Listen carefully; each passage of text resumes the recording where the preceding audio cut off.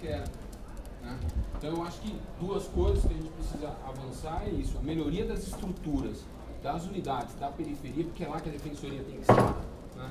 Não é aqui, né? Eu por mim fecharia ou diminuiria, né, os nossos espaços centrais, tornaria os nossos órgãos, né, seja ouvidoria, EDEP, conselhos e núcleo, voltado muito mais para a periferia e para o interior de São Paulo, né, e que a gente tivesse um modelo de atendimento que fosse feito, né, nas bases, onde a pessoa tem muito mais facilidade, seja por teleagendamento, seja mesmo presencial e humano o atendimento. E aí, só para finalizar, aproveitar, salvo engano, que estão 3 colegas aqui que estão na lista aí do... eu pedi licença pro Renato, só para finalizar, porque emendou esses... Ou Vossa Excelência vai ser ao final da minha fala. Não, é porque eu só finalizar. Falar que o Renato falou para a gente discutir. Eu vou comentar também a fala do... mas eu só finalizar também, eu não volto mais, né? Aproveitar que tem... Acredito na sua reeleição. Não, eu não volto mais na fala. Não é empolgado com o momento eleitoral.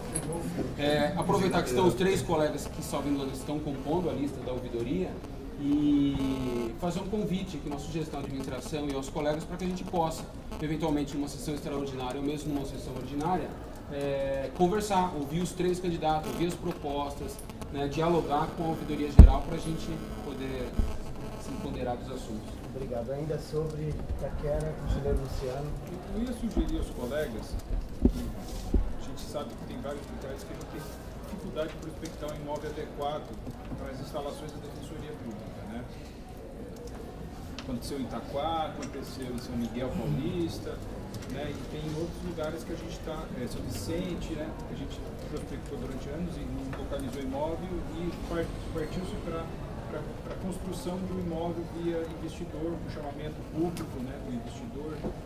E eu sugeriria a vocês que tomassem a decisão de realmente deixar esse imóvel, né, porque se acontecer uma vez vai voltar a acontecer e me parece que o problema estrutural não haverá outra forma de ser feito, né, que vocês estabeleçam um prazo para essa prospecção, de tentar localizar em 3, 4 meses no máximo, e se não achar o imóvel, fazer formalmente o pedido para prospecção via construção de um prédio via investidor com chamamento público, tá? Junto à CGA. Porque se a gente imagina que esse verão foi pouca chuva, imagina que o verão a natureza se equilibra, um verão mais chuvoso, né, dezembro, a partir de dezembro desse ano. Então, eu sugiro que vocês estabeleçam prazo, decisões administrativas para essa prospecção, né, para esse imóvel ser deixado, porque ele não é adequado, a gente sabe disso, eu conheço lá, pouco ventilado, pouco aberto, né, mas era o que tinha disponível à época, mas agora nós precisamos dar um passo adiante, né, eu acho que sugiro isso a vocês, estabeleçam prazos para vocês resolverem isso. Obrigado, Luciano. Ainda temos o Luiz Gustavo.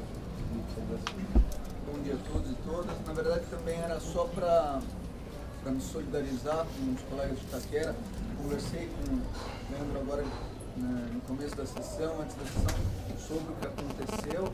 Realmente, nesse momento, a unidade está passando por uma crise e quem deve ser resguardado como primeiro foco é o usuário. E nesse sentido, para ser breve, eu reforço aqui a sugestão do Rafael Bessa para que a segunda sub disponibilize alguma forma de auxílio emergencial à unidade de Itaquera, para que os nossos usuários daquela localidade não fiquem desguarnecidos. Eu sei que nesse momento é difícil realocar, mas temos que fazê-lo. Não podemos deixar a unidade de Itaquera fragilizada nesse momento, ainda mais porque sabemos que a unidade já conta, diante da grandiosidade do atendimento ali realizado, com poucos defensores, servidores e estagiários, mesmo quando o quadro está completo, né? Se for pensar, 14 defensores, é uma unidade grande para os padrões da defensoria atualmente, mas para o atendimento que ali é feito, não é grande não, é aquém do necessário, por isso desse reforço que o Rafael pediu, e eu me solidarizo em disponibilizar. É isso, depois eu volto para a foto. Obrigado. Só rapidamente, ainda para fechar esse assunto, a gente noticiou aqui já algumas vezes as medidas para provimento dos cargos de servidor. A gente priorizou no primeiro momento os cargos de agente, porque é uma questão muito pragmática para resolver, que era o prazo de validade do concurso. E a gente já fez o planejamento agora de incorporação dos oficiais. Esses oficiais devem entrar em exercício no fim deste mês ainda, né? Já estão sendo nomeados, interessados. A dificuldade que a gente tem, repito, é sempre aquela. Você nomeia, pede a documentação de 100, vão ter 70 que apresentam e 30 que não. Então, às vezes, isso gera uma frustração nas unidades que estão esperando aquele número. A gente fez uma distribuição, acho que foi discutida aqui no colegiado, dentro da nossa possibilidade, que não é pequena, 530 servidores que a administração conseguiu emplacar. A unidade de Itaquera foi afinada com um número razoável. E no tocante, enfim, então imagino que até o fim do mês a gente tenha, não só em Itaquera, como nas demais unidades do Estado, a chegada dos oficiais de atendimento administrativos que a gente pactuou na visão aqui nesse conselho. Itaquera vai ser contemplado com os pontos? Eu não tenho de cabeça, mas eu posso levantar aqui ao longo da sessão para trazer. A gente tem até o processo do conselho, se a Mara conseguir levantar a distribuição dos oficiais, a gente tem condição de checar aqui o que a gente liberou. A opinião do conselho foi um oficial. Falta mais um, né? Não creio, Diogo, acho que o número é diferente disso. Eu vou pedir para a Mara localizar esse processo, a gente já passa essa informação corretamente. E no tocante a eventual reforço de defensores, é evidente que a gente tem que estar sensível à demanda, que é uma demanda de vulto na unidade. Acho que os conselhos vão ter condição de se preparar a partir de critérios também consensuados, critérios mais objetivos possíveis. Essa questão do reforço, a impressão de que de fato procede essa constatação de que a gente ali ainda tem espaço para crescer. Miragaia traz aí a questão do atendimento inicial, das estruturas centralizadas, e eu já queria dialogar com a fala do Luiz Corrara, do Pedro Aguirre e do Aldeirão. Em primeiro lugar, uma satisfação enorme do Luiz, Pedro e Aldeirão recebê-los aqui no Momento Aberto. A presença e a fala qualificada de vocês aqui sobre uma questão tão sensível e importante como é o atendimento, eu acho que só reforça a escolha do acerto do modelo adotado pela Defensoria e defendido por essa administração de uma ouvidoria que tem um espaço preeminente na nossa organização. Acho que sua fala, Luiz, Pedro, Alderon, nos dão a dimensão de que qualquer modelo que não esteja aberto à escuta auditiva de todas as peculiaridades, enfim, o Alderon traz aqui a questão de uma pessoa em situação de rua e dessas dificuldades. A perspectiva do Pedro igualmente agrega, como a do Luiz, dentro das suas histórias, das suas vivências, da sua história de militância, de luta pela afirmação dos direitos humanos. Eu acho que nos ajudará, qualquer que venha a ser a escolha aqui do colegiado em relação ao próximo servidor, a tentar fazer os acertos, as escolhas acertadas em relação às difíceis opções que se colocam para o administrador, né? E aí, no tocante ao atendimento e toda essa discussão, eu acho que na semana passada já houve alguma discussão, eu não estava aqui, e me desculpe se eventualmente eu repetir alguma coisa que já foi dito, mas eu quero dizer com muita clareza, a Boa Vista 150 não representa um modelo, a mudança de um modelo, um paradigma de atendimento que essa administração entende como ideal. Por muitas vezes, nesse conselho, se trouxe, e por muitas vezes a administração se deparou com uma série de problemas decorrentes de uma estrutura precaríssima, que é a estrutura da Avenida Liberdade Comunitária. Esse é um problema que nos últimos 8 anos tem sido frequentemente tratado. A gente já fez obra lá, a gente já buscou fazer adaptação para acessibilidade, o mínimo que se podia fazer. A gente já teve uma série de incidentes que certamente foram facilitados por um espaço, uma estrutura absolutamente inadequada hoje para o atendimento. A gente tem que lembrar que aquela estrutura, aquele espaço, o prédio, salvo engano, na década de 30, e o espaço de atendimento ali talvez tenha mais de 50 anos naquele local. É evidente que não é um modelo adequado. Agora, a gente, quando pensa no modelo ideal, e acho que a gente vai considerar, e qualquer passo também que envolva a Boa Vista 150, não vem como um prato pronto, feito, definido, detalhado, de forma a dizer, a gente não tem possibilidades de correção de rumo, de reavaliações. A Boa Vista é vista para nós, como a 150, como um espaço melhor para que a gente possa desativar e acabar com os problemas que hoje ocorrem por conta da absoluta inadequação da Liberdade 32. Cumpriu sua função histórica, mas hoje, em 2014, não há a menor condição de atender o volume de pessoas, aquele prédio não tem condição de receber aquele número de pessoas, e aí existem uma série de contingências. O espaço físico ele é buscado há 8 anos para a gente sair da Liberdade, e a gente conseguiu esse espaço há 2 anos, a gente teve que fazer uma reforma, está terminando agora. Então, evidente que a gente não aposta ali como uma remodelagem do atendimento de forma a ser o ideal. De todo modo, acredito que todos aqui gostariam muito que a gente tivesse escritórios descentralizados em todas as regiões mais vulneráveis do estado, inclusive nas favelas, para que a gente tivesse um atendimento de ciclo completo em cada unidade. Agora, a própria discussão hoje sobre Itaquera, que já caminhou para um modelo mais avançado, assumindo o segundo atendimento já lá como São Miguel, e é uma experiência que a gente está fazendo, e possivelmente a gente, cedo ou tarde, nesse movimento de expansão ou em outro, vai seguir nessa toada para as outras unidades da capital, nos indica que a coisa não é tão simples, que não é só a definição do modelo, qual é a estrutura e qual a dificuldade que a gente vai ter em relação ao imóvel. Se eu falar, bom, então vamos fazer todo o atendimento inicial lá em São Miguel, que tem um prédio talvez até muito melhor do que o de Itaquera ou em Itaquera, seria uma medida acertada do ponto de vista do modelo, mas certamente do ponto de vista operacional nos traria certamente o Diogo, os colegas de São Miguel, uma semana depois aqui dizendo que não tem condição. E aí a gente tem o problema da prospecção, da ausência de disponibilidade de imóveis adequados, em especial nesses locais. E quem trabalha com processo de locação pela administração pública sabe quais são as exigências legais de fazer essa dispensa e todas as normas de segurança, a BITSE, a VCB, que é a Vistoria do Bombeiro.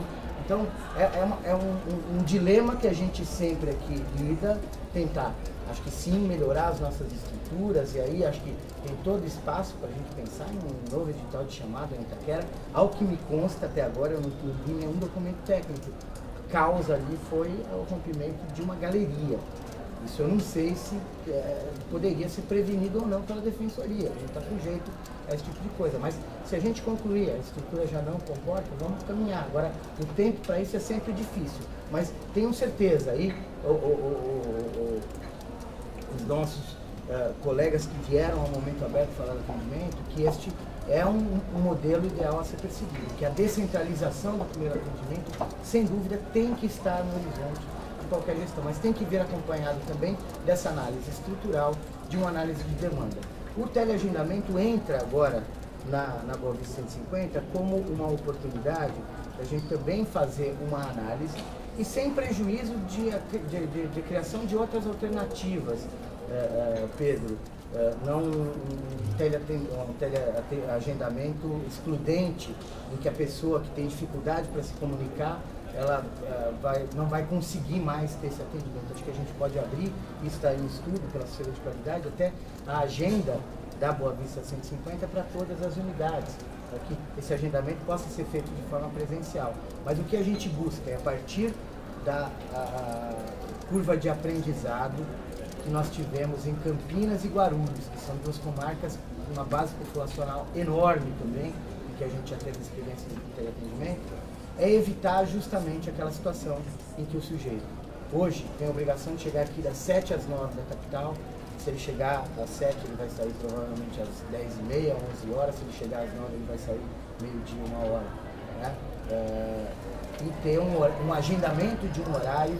Óbvio, o atendimento pode demorar 1 hora, 1h30, não sabemos ainda como a nossa operação vai funcionar, mas a ideia é, de fato, reduzir esse tempo de espera, esse tempo de atendimento, qualificar, trazer, enfim, organização e método. Acho que toda a administração pública, ela sofre por falta de acúmulo nessa área. Talvez seja uma área mais de engenharia do que qualquer outra especialidade ou área de conhecimento, que é a organização e método para lidar com atendimento de massa. Eu acho que quando a gente está num espaço ali que é absolutamente inadequado, qualquer mudança se inviabiliza. Aqui, com o teleatendimento, que busca ser, por exemplo, como é o teleatendimento do Poupa Tempo, não sei se um de vocês já recorreu recentemente ao serviço do Poupa Tempo com agendamento, ou eventualmente do INSS, que era um serviço notoriamente tido como péssimo, e hoje você tem um mínimo de humanização.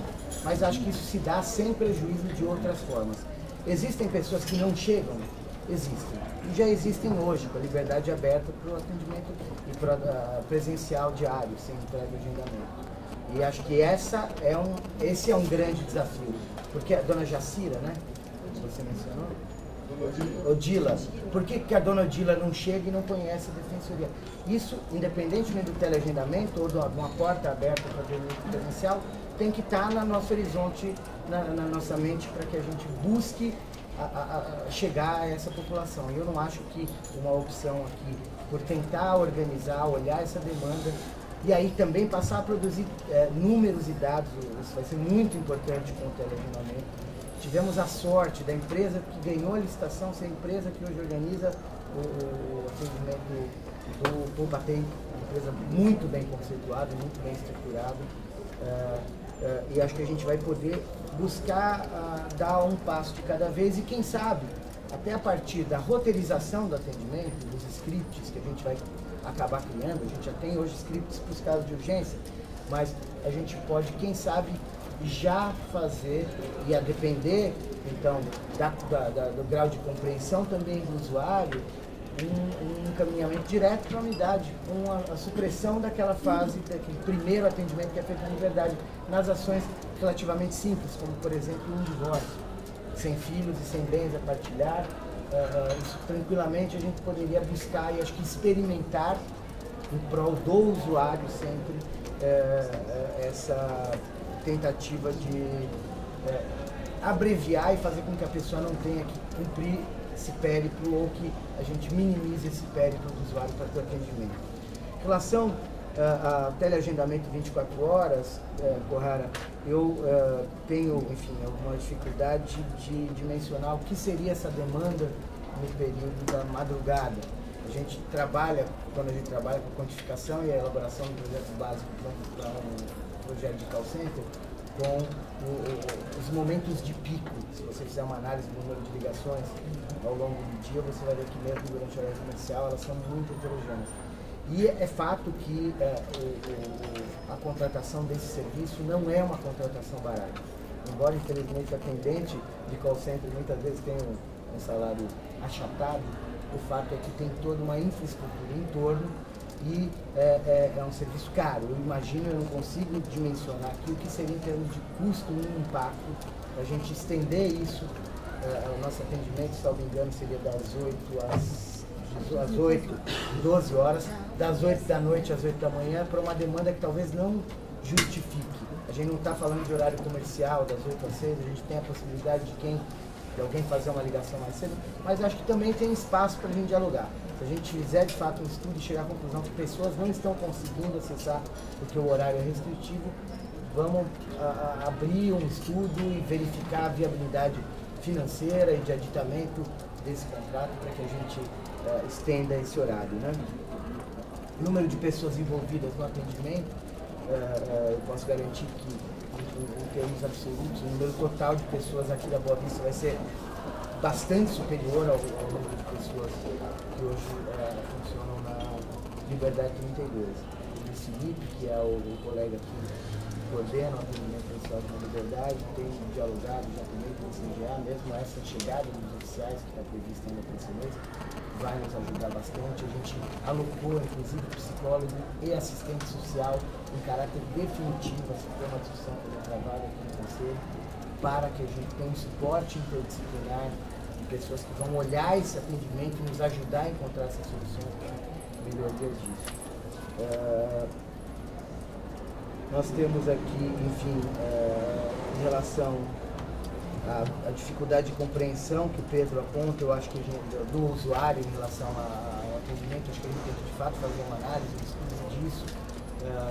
A Guarulhos e Campinas, isso não se mostrou, curiosamente, um grande problema. A gente também subestima um pouco a capacidade de comunicação do nosso usuário. Sabe sim, saber, entender, olhar a hora, falar, olha, tem que trazer certidão de nascimento, a conta de luz, seus documentos, CPF. Isso não se mostrou um problema grande em Guarulhos e Campinas. Nós vamos analisar isso e também acho que a gente tem que buscar, de fato, essas alternativas, essas multiportas. Então ele pode agendar por telefone, pode agendar em qualquer unidade da Defensoria. Acho que isso que a gente vai perseguir. Parece que o Marcos Henrique, que é da assessoria de qualidade, está estudando a forma de abrir para os coordenadores o agendamento na Boa Vista 150 por um sistema de agendamento único. O teto máximo de urgência que foi trazido aqui, na verdade existe uma estimativa de atendimentos de urgência que é super estimado em relação ao que hoje a gente verifica na Liberdade 32. Se não me engano, mais do que 50% do que existem de atendimentos de urgência hoje, nós estimamos não como estabelecimento de um teto. Não há teto para urgência, não há teto para urgência. O que há é uma estimativa, e evidentemente quando a gente pensa na logística do atendimento, você tem que estimar o número de pessoas para estabelecer fluxo, para que a gente possa, descontadas as urgências, saber qual é um número razoável de agendamentos para esse início, de modo a não criar um represamento também de atendimentos. A nossa ideia é, focamos na média anual, que é cerca de 400 atendimentos por dia útil aqui na Liberdade 32, não sei se chega exatamente a 400, mas é próximo disso, com picos de 620, a gente traçou alguns números que nos deem a garantia de que não haja represamento. O fato de haver agendamento, para nós, não vai representar a necessidade de, ou melhor, a perspectiva da gente estar agendando para um período longo, não. Pelo contrário, a gente está estimando isso de uma forma bastante otimista, quero dizer, em número de atendimentos que podem ser feitos ali, para que a gente não crie nenhuma situação de represamento. Amanhã a gente está com uma agenda distante de 3, 4, 5, 6 meses. Isso não está no nosso horizonte. Se vier acontecer um represamento, a gente vai adotar as providências para diminuí-lo. Eu acho que a gente tem que buscar, sim, aí, as últimas questões trazidas pelo Alderon, a garantia desse atendimento pessoal, de todo modo, as pessoas que possam vir a ter dificuldade. Acho que esse sistema multiportas, e aí talvez com a implantação do sistema de atendimento mesmo em todas as unidades, isso facilite bastante. Alguns atos podem ser feitos em qualquer local que a gente vai ter o registro dessa informação em todas as unidades. Acho que isso de fato está no horizonte, não é simples também de implementar, mas com vistas a essa perspectiva de mudança de um local físico. Não estamos mudando o paradigma de atendimento ainda, porque ele não tem estrutura e condição para isso, mas de melhoria de um local físico que hoje está muito precarizado, a gente vai buscar essas multiportas para viabilizar um atendimento pessoal, seja nos casos de urgência, seja naqueles casos que demandam um olhar específico, que, repito,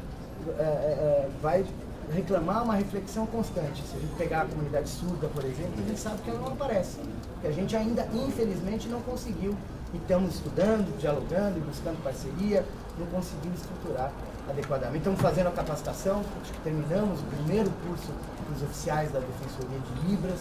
Tem um oficial capacitado, pelo menos com uma capacitação básica em Libras em cada unidade da Defensoria hoje, mas a gente ainda não conseguiu estar suficientemente maduro para recepcionar, acolher, como disse bem o Torrara, esse público da comunidade surda. Esse é um problema, independentemente do modelo hoje, da Liberdade ou da Boa Vista. Mas convido a todos que aqui estão a passarem na saída aqui no 150, darem uma olhada.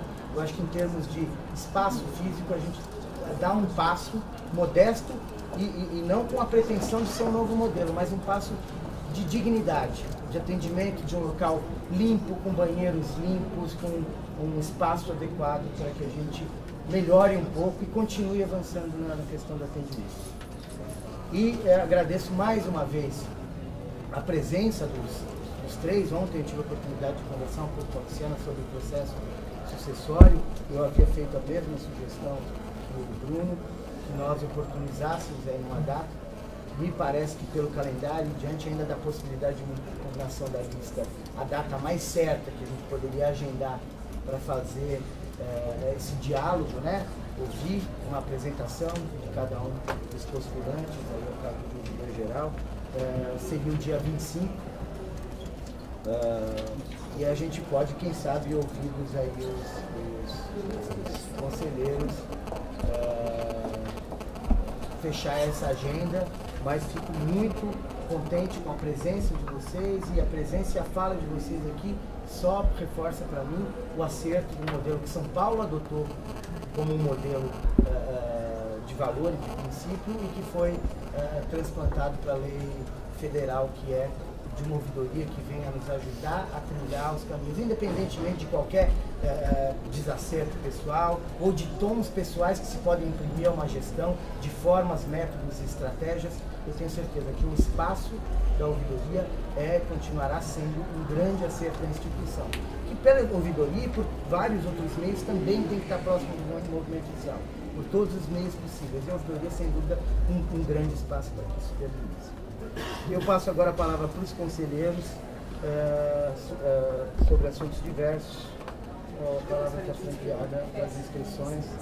Luciana, Márcia, Juliana. Por favor, Luciana. Bom, antes de mais nada, eu queria agradecer e parabenizar os três integrantes da lista tríplice. Eu não tenho dúvida de que foi o processo mais qualificado de elaboração da lista tríplice que a gente já teve no país. Foi um processo muito democratizado, com audiência pública, com prazos, com chamamentos e aí com um processo mesmo, acho que paradigmático de construção. Eu queria dialogar ainda com relação ao que o Renato estava falando da mudança do atendimento. Eu acho que em nenhum momento o questionamento é quanto à mudança. A mudança é muito bem-vinda de espaço e celebrada por todos nós. A preocupação mesmo é, como eu já tinha pedido na semana passada, que a gente possa conhecer o projeto de teleagendamento, como é que ele vai se dar ou não, para compreender, partindo da perspectiva que a nossa linha com relação ao projeto é mesmo das múltiplas portas. O Renato citou o INSS. O INSS, por exemplo, é um que tem essas duas possibilidades, tanto a acolhida presencial quanto o teleagendamento. Nós achamos que o teleagendamento pode ser um benefício, desde que ele não seja excludente da cota de entrada para acolhida para quem não se sente acolhido por um telefone. E queria registrar aqui também que as duas audiências públicas acontecidas essa semana, que foram dois grandes momentos. Sábado passado, a audiência foi realizada pela ouvidoria junto com o NESC a respeito da revista vexatória dos familiares dos presos, um dos temas mais votados da conferência, do quarto ciclo de conferência, e a outra do Núcleo de Combate à Discriminação, Racismo e Preconceito sobre a questão racial. Acho que são dois momentos para serem celebrados nesse debate de democracia e avanço institucional. Eu ia sugerir só, Luciano, então, que a gente fizesse uma reunião, talvez com a presença do Rasco, Luiz Raskovski, do Marcos Henrique, do Luiz Felipe, e aí fica o convite aberto, seja para os demais conselheiros ou para a própria corregedora, para que a gente possa fazer esse diálogo, apresentar, enfim, o que é o contrato, o que são os scripts pensados, quais são os problemas e as contingências que a gente está imaginando para estruturar esse novo agendamento. Se a gente puder, ao final, aqui, se tiver interesse, a gente já vê um acerto de agenda para a semana que vem, discutir isso com detalhes. Eu acabei não falando também ainda em agenda, eu acho essa alternativa uma ótima perspectiva, que a gente possa ouvir e conhecer de fato o projeto e identificar potencialidades. E a outra diz respeito ao calendário de votação da lista tríplice por esse Conselho. Nós temos dois cenários possíveis. Na segunda-feira se encerra o término do prazo para eventuais impugnações do processo da ouvidoria. Então, na segunda a gente vai ter, no final da segunda-feira, na terça de manhã, na verdade, a gente tem mais condições de entender se esse processo já vai estar pronto para vir para cá ou se ainda haverá um prazo a ser transcorrido. No limite, essa lista pode aportar no Conselho a partir do dia 8, terça-feira da semana que vem, se não houver recursos, ou a partir do dia, ou no próprio dia 23 de abril, que é a data limite prevendo todos os recursos e o prazo normativo de que essa lista tem que aportar aqui 45 dias antes do término do meu mandato. O nosso cenário se essa lista, a gente tem dois prazos normativos que incidem nessa lista. Um é a data limite de 23 de abril, que é 45 dias antes do término do meu mandato, e o outro prazo legal são 15 dias para julgamento por esse Conselho, senão o mais votado já estará automaticamente conduzido. Nesse cenário, prevendo que essa lista possa aportar aqui no dia 8 de abril já, esse prazo seria 23 de abril. Só para a gente ter esse cenário. Já no outro cenário, se essa lista aporta no dia 23 de abril, o nosso prazo é dia 8 de maio. Então, acho que é importante a gente ter essa clareza desses dois prazos como... Eu queria até pactuar, então, Luciana, com a ouvidoria, a seguinte situação. A gente tem uma sessão hoje, dia 4, vai ter outra dia 11, depois a gente vai ter uma próxima sessão, que provavelmente só no dia 25. A gente tem aí um feriado longo, né? 17, 18 e 21, são 5 dias, dificilmente a gente vai conseguir fazer uma extraordinária. Se a lista aportar aqui no dia 8 ou dia 9, isso vai forçar o Conselho a fazer uma extraordinária num período talvez conturbado para todos. Então eu queria pactuar com você que caso não haja impugnação, a lista esteja pronta, que ela aporte no dia 10, né, nós já deixaríamos pactuado que no dia 25 nós faríamos de qualquer modo, entrando a lista dia 10, e a gente distribui isso para o relator, como foi feito as outras vezes, chegando no dia 23, isso vai ser um pouco mais corrido, mas acho que enfim, o processo já está aberto, os nomes potenciais, óbvio que a impugnação ainda pode ter algum efeito, mas eventual impugnação, né?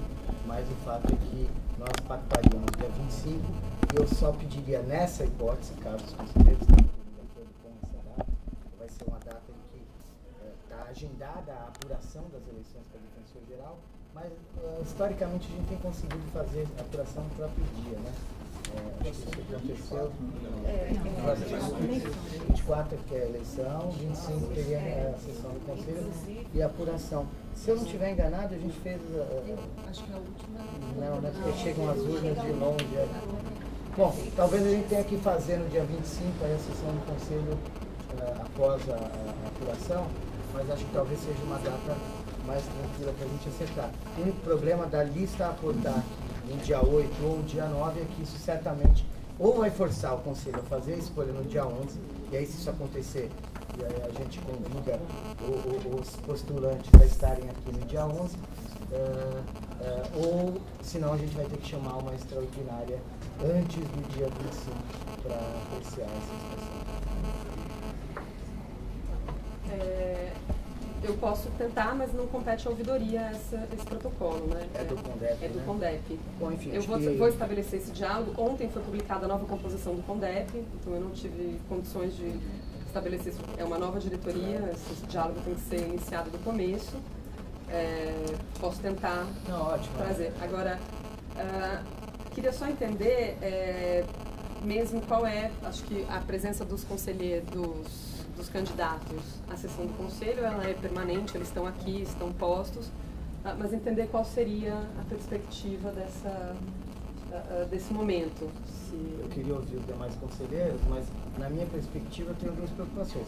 Que o processo vem instruído, talvez a gente faça circular o que já está no processo que tramitou no CONDEP, o currículo dos postulantes, se iniciar a apresentação de um plano de trabalho, um projeto de gestão, que isso chegue às mãos dos conselheiros, e nós oportunizaríamos nessa ocasião, talvez já na própria ordem do dia, quando entrarmos na análise do processo a ser atuado, a possibilidade de uma apresentação de cada um dos candidatos e eventual momento para que os conselheiros sanem dúvidas em relação a esse plano de trabalho, que a gente acho que seria muito saudável que a gente tivesse acesso antes, com a maior antecedência possível, para fazer essa análise e o conselho possa de fato deliberar de forma bastante consciente. Eu queria lembrar que também a audiência pública está disponível no canal do YouTube para quem quiser assistir, para já se apoderar desse material desde o dia seguinte. Isso está no ar. Eu sei que 2 conselheiros estarão fora do estado de São Paulo no dia 25.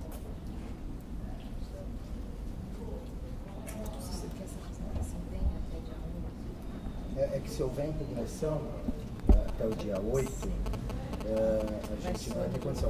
Eu ficaria... A gente pode agendar uma data, se tiver impugnação, a gente muda. Eu acho que a gente poderia então trabalhar, se tem esse impedimento, a não ser que haja uma reserva em relação a esse diálogo aqui. Não, acho que o diálogo, de forma alguma, a reserva nunca houve, né? Acho que os candidatos estão aqui desde já nessa perspectiva. Mas nesse momento de escolha, né? Se nós poderíamos pactuar já o dia 11, caso haja impugnação, isso vai retardar o nosso calendário e a gente vai ter que pensar, e talvez aí não tenha escolha mesmo, a não ser buscar uma extraordinária para isso, talvez tenha que ser uma solução. Mas se não houver impugnação, nós pactuaríamos então de na próxima semana, sexta-feira que vem, dia 11, incluirmos já em pauta e invertermos a ordem do dia para que a gente na semana que vem consigamos avançar na apreciação do Conselho sobre a lista pública. Eu posso, de toda forma, tentar obter cópia da íntegra do processo, ou pelo menos das inscrições dos candidatos que estão na lista. Ótimo, se isso pudesse circular, eu acho que é importante, né, Conselho, para a gente já se apropriar das plataformas e dos nomes, embora sejam conhecidos nossos aqui dessa construção no Conselho. A audiência pública já está disponível no... Semana passada. Márcia? Posso pedir para inverter? Pode ser, porque o meu é muito rápido. Tá bom. É só para... Eu não quero retomar o assunto... Bom dia, primeiro, a todas e todos.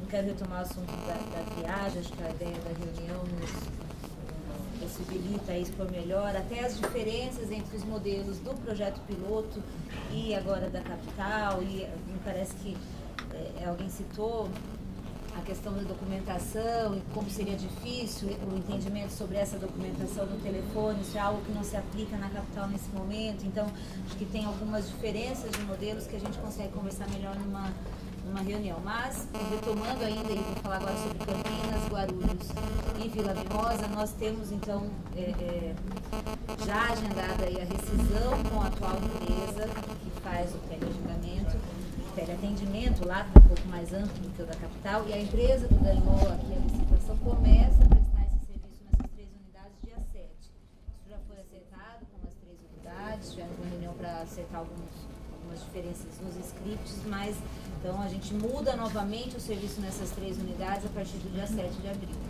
E a expectativa é que os problemas que a gente teve com a empresa que ganhou a última licitação se resolvam agora. Eu falo até, a ouvidoria me encaminhou algumas das reclamações recebidas e eu estou organizando a resposta porque são vários temas, mas muito daquilo se refere ao equívoco, à dificuldade da empresa mesmo, que, como a gente vinha dizendo, estava muito aquém da necessidade da instituição. Então a expectativa agora é que a gente consiga avançar, retomar pelo menos a qualidade do atendimento que vinha sendo prestada com a primeira empresa que foi contratada para fazer o atendimento lá. É isso. Obrigado, Diana. Márcia? Eu pediria que nós definíssemos o quanto antes a data, porque eu tenho alguns compromissos na regidoria já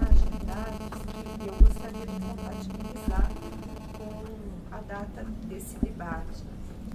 E, enfim, dia 25, para mim, eu teria mais disponibilidade, então eu sugiro que esse debate seja feito no dia 25. Agora, se não houver possibilidade de consenso, eu já gostaria de me manifestar sobre alguns pontos que a Corregedoria tem interesse em conhecer, em saber melhor o entendimento da ouvidora geral e dos candidatos. As datas que são provocadas, dia 25 ou 11? Ou 11 desse mês. A Luciana mencionou que tem 2 conselheiros que estarão fora, dia 25 é conselheiro. 2 candidatos estarão fora do estado de São Paulo no dia 25.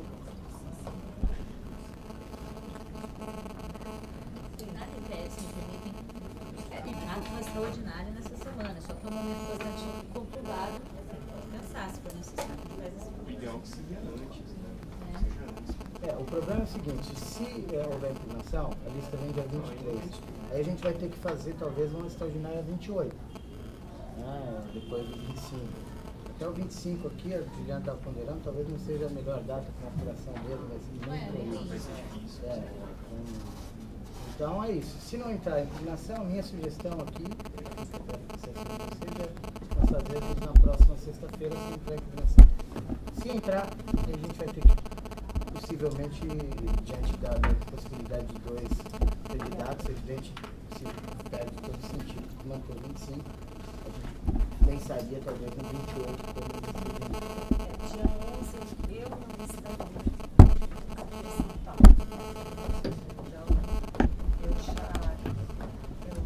Eu peço essa definição porque eu não vou poder desmarcar esse meu compromisso. Eu acho que essa definição está pendente de um fato futuro incerto, que é a impugnação ou não. Então, posta essa consideração, será dia 11? Mesmo que não haja impugnação, acho que o Conselho tem... Podemos jogar de qualquer forma para outra data, é a sua sugestão. Tá certo? Agora, se isso não for possível de qualquer forma, eu farei as minhas perguntas por meio do assistente e encaminharei aos conselheiros as minhas ponderações por escrito ou protocolo na Secretaria do Conselho. Mas eu gostaria, enfim, de estar aqui, porque acho que é um momento importante para toda a carreira. Reconheço, de fato, a importância da ouvidoria como um elo entre a Defensoria e a sociedade civil. Acho que o Alderon fez excelentes colocações aqui. Realmente, de fato, a Luciana mudou muito a face da ouvidoria geral aqui em São Paulo. E é inegável a sua competência, Luciana. Isso é fato que salta aos olhos aí de todos. Mas tirando todos esse meu reconhecimento pessoal pela sua competência e capacidade, eu tenho algumas observações a fazer sobre, enfim, esse modelo, sobre essa amplitude de participação da sociedade civil nessa indicação de lista tríplice para o conselho, para a escolha do conselho. Enfim, tem algumas considerações que talvez a gente possa ter aí, não para agora, mas para eleições vindouras, um outro olhar, enfim, repensando esse formato. E chamou até a minha atenção uma fala muito assim, despretensiosa do Corrara, mas quando a gente... Corrara, né, Paulo? Luiz. Desculpa, Luiz. Conheço você já desde... E eu sempre confundo, mas Me desculpa, eu acho É que a gente tem o Paulo Torrara, que eu tenho nome de nomes de pessoas, mas eu peço desculpa. Então, mas o importante é que eu prestei muita atenção no que você falou. E você soltou uma frase assim, talvez até despretensiosamente, mas que me chamou a atenção. Quando você disse que 40 mil pessoas votaram para um conselho municipal, não é? E aqui eu fico pensando, né, como nós poderíamos ampliar isso nessa escolha dessa lista tríplice, mas como eu disse, acho que isso não é uma discussão para agora. Até dialogar, eu compartilho integralmente da sua preocupação, Márcia, e acho que a gente tem que... Isso é um desafio posto. Hoje a gente tem um fator limitador aqui. Na 988 tem a previsão expressa de que o Fundep é o responsável por essa elaboração. Mas ainda assim, eu acho que é possível avançar. Porque, por exemplo, o Fundep poderia presidir uma votação que fosse mais ampliada. Eu acho que tem caminhos e experiências em outras ouvidorias que já nos dão um indicativo de caminhos possíveis para ampliação. A única defensoria pública que tem um sistema mais ou menos parecido com o nosso é a de Maranhão. As demais não tem Acre é semelhante, Paraná é semelhante. Eu não conheço a Acre. Se me permite um parênteses, só para resgatar também, isso foi uma discussão no movimento pela criação da defensoria, qual seria a fórmula de escolha, a gente discutiu bastante e concluímos entre os segmentos que estavam envolvidos nessa discussão, que naquele momento era muito importante fortalecermos o espaço do Condep. Né? A gente poderia falar uma hora aqui sobre os problemas relativos ao Condep, o espaço de inserção que ele tem dentro do organograma do Estado de São Paulo, a efetividade do que o Condep tem que fazer. Agora, um outro modelo que se colocava e que algumas defensorias até agora é uma indicação de assembleia. Também tem risco de uma politização exagerada desse processo, a busca de ocupação de espaços de indicação de deputados, que pode não ser a melhor forma. Agora, acho que a gente tem de fato que amadurecer e até, quem sabe, construir, vamos fazer um evento, um seminário, uma discussão sobre isso e tirar daí, quem sabe, um projeto. Claro que pode, eu só quis trazer um elemento histórico para esclarecer a sua dúvida, professora. Não sei, parece que não. Desculpe interromper. Continuando. A garantia da palavra. Exato. Mas continuando a discussão, eu também eu não tenho aqui sequer conhecimento e competência para falar do Condep, né? Para tecer críticas seria leviano da minha parte, não faço isso. Mas apenas dando seja essa reflexão, temos tantos conselhos estaduais que têm inúmeros representantes da sociedade civil. O Condep tem 6 representantes da sociedade civil. Há conselhos, se eu não me engano, da infância, não sei se a nossa colega Fabiana conhece a estrutura, enfim, outros conselhos com 10, 12, sei lá quantos participantes, membros da sociedade civil. Então, eu estou, assim, o meu olhar é no sentido de abrir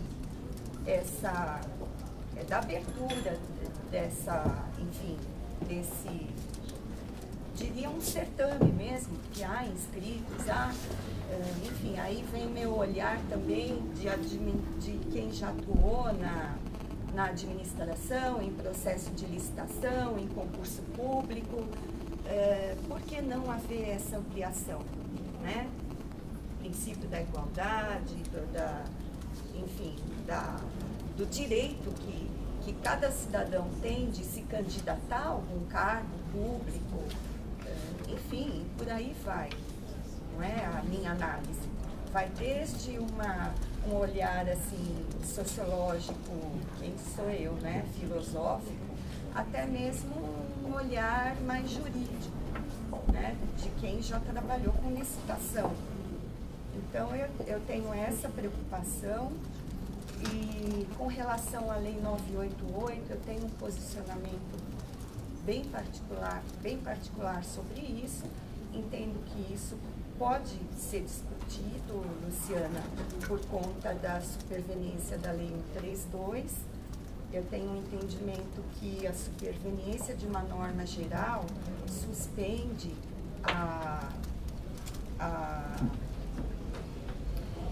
esqueci o termo.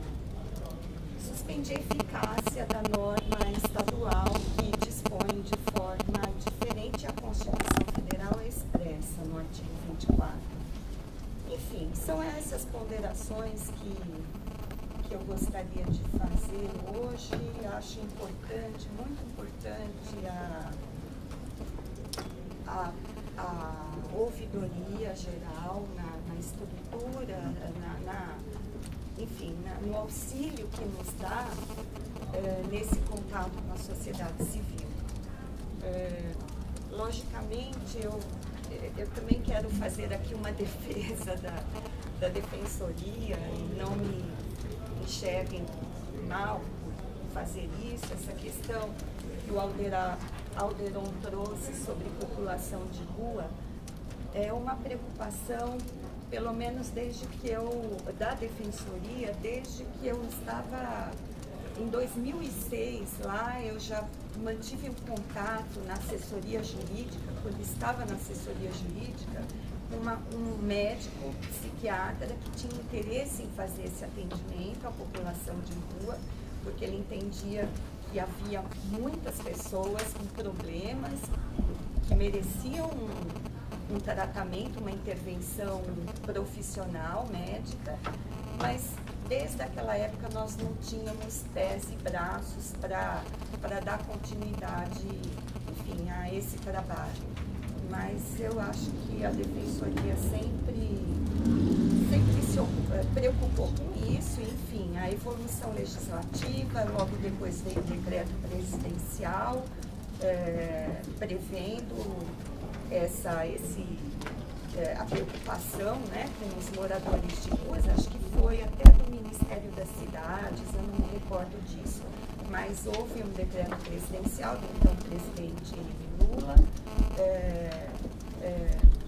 disciplinando como se dariam esses atendimentos à população de rua, envolvendo entidades e instituições, salvo engano, até aí entrou o nosso núcleo de direitos humanos. Enfim, acho que essa parceria é muito produtiva. E também me sensibilizei com o caso dessa senhorinha de rua, que você disse, catadora de Dona Odília, isso, a Dona Odília. Eu acho que, enfim, acho que seria um caso de estudo da defensoria, mas creio que não seja nesse problema específico, não é da Defensoria Pública Estadual, né? Você já tá. Então é isso. Pode ser fundo privado, né? Oi? Se for fundo privado, pode ser. Instituição financeira.